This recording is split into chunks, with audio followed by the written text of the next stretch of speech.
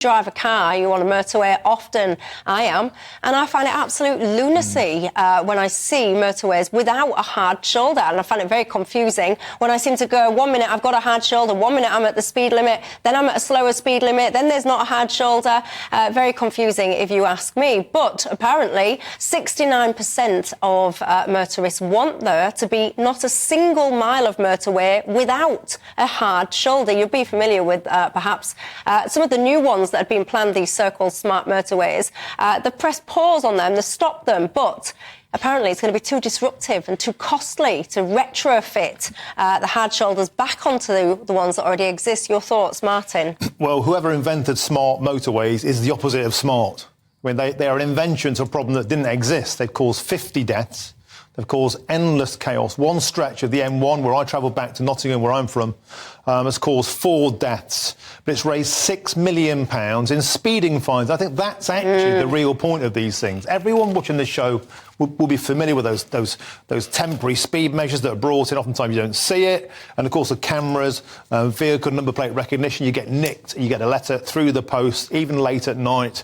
I don't think there's a single argument in favour of them other than the fact they are an absolute way of milking the motorist dry once again. The idea that you can break down near a safe bay without having to walk, which obviously is disproportionately prejudiced against the infirm, the elderly, women, the precise people that society should deem to protect are being left the most vulnerable by this frankly idiotic, poorly thought out scheme, and they need to go. They're saying they're too costly to remove, but they're spending 900 million quid, Michelle, on more of these safe refuge bays. Get rid of them, get back to the hard shoulder, let's have some common sense back on the motorways. Indeed. John? Look, the problem we have in the UK is we don't have enough motorways. And what the government are doing is cancelling £1 billion of spending on motorways and not replacing it with anything. I'd like to see these extra capacity. It's extra capacity. I'd like to see this kept. I think if you take away the smart motorways, you'll constrict the traffic. There'll be more congestion for everybody who drives on motorways. The solution in the long term is adding an extra lane to almost every bit of motorway we've got in the country. But I know that would cause the government a problem because they're not investing in infrastructure. It would cause environmental demonstrators a field day because they'd be out in... So you think it is fine to have these motorways without a hard shoulder? Yeah. Don't you worry about... have you ever had any cause to stop on a hard shoulder, firstly? Yeah, in France, not in the UK. Yeah, it's absolutely terrifying. Yeah. So to be hurtling down and then know that, I don't know, you've got a blowout or whatever, and you've got nowhere to stop, wouldn't that petrify you? Motorway accidents are petrifying. Breaking down the motorway is petrifying. We do want to have motorways in the country because we need to move faster around the country. We need more capacity.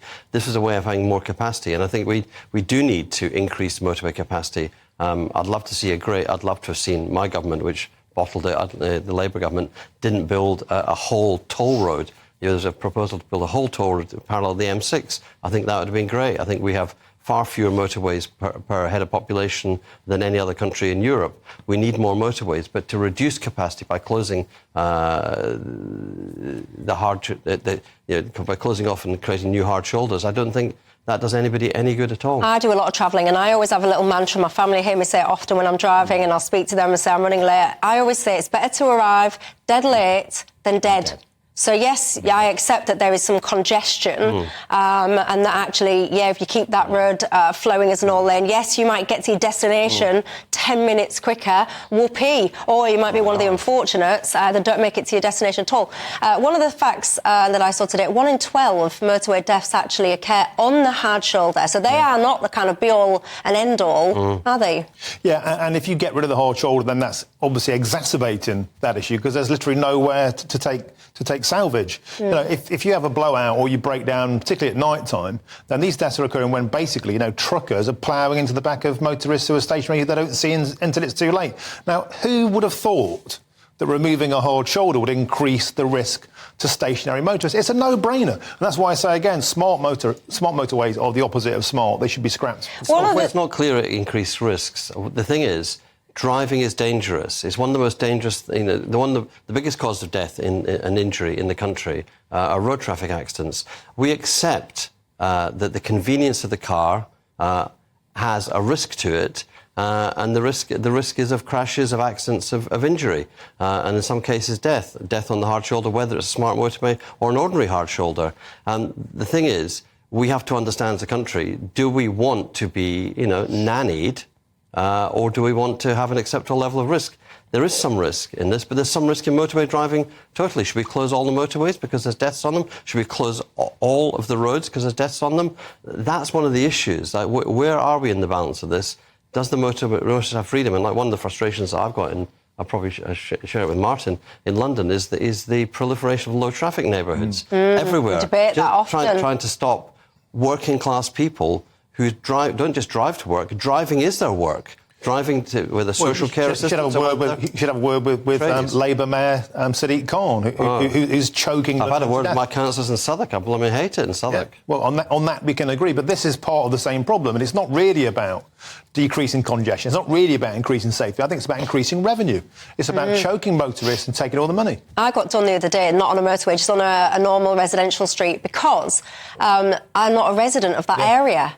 So I happened you went through one of the... Yeah, I did. I used the traffic app, which was saying, right, that's congested over there, go around there. So I was like, no flies on me, off round there I went. Yeah. Opened the purse and I got a fine, which actually I hadn't opened in time, so then the fine had increased. Of course it does. Yeah. But the problem with all of this is that it gives more control to the bureaucrats who fine us and restrict our movement, restrict our freedom. So smart motorways, low traffic neighbourhoods, congestion zones, ultra low emission zones, next to 15-minute cities where you're not allowed to go outside your zone without being taxed. All of this is taxation dressed as salvation. It's a way of milking the motorist driver. There are millions of motorists who should be voting against all this nonsense, and I wish they had a political party to land on. Hey, I like that saying. Hey. Taxation dressed up, disguised as salvation. Brilliant. I like that. And you talk about self-salvation, you talk about congestion and all the rest of it. One of the things that really annoys me, because I do a lot of nighttime motorway driving, is how many roadworks I happen to see, how many cones I happen to see closing off entire lanes for what feels like miles without spotting a single solitary workman. They're nowhere to be seen. And I think to myself, well, why aren't you, if you're going to close this lane off, why aren't you working 24/7? And by the way, why don't you do your roadways when you close down the entire country for about 2 years? But anyway, I'll park that one. Why aren't they working 24/7 then to do all of these roadworks? I assume it's because the Department for Transport Contracts, said 24-hour working on road maintenance, on repairs, on extensions, on whatever. Then that would happen, but it would obviously increase the labour costs. It would triple the labour costs, probably. Yeah, well, no, it wouldn't really, because if you're going to take, I don't know, X amount of days, if you're going to do it 24/7, then yes, you need more people potentially because of sleep patterns, but you'll condense the time that you'll do it in. Yeah, but the shift working will have costs. But look, I assume it's to do with the way they contract in the Department for Transport. I've not seen 24-hour working in European motorways, but I'm sure it could be done.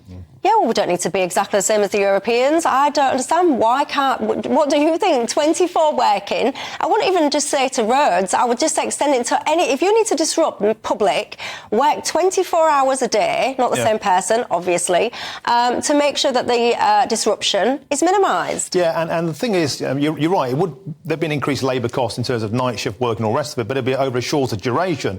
And so the gain to the broader economy from keeping the roads moving, keeping workers moving, would outweigh that.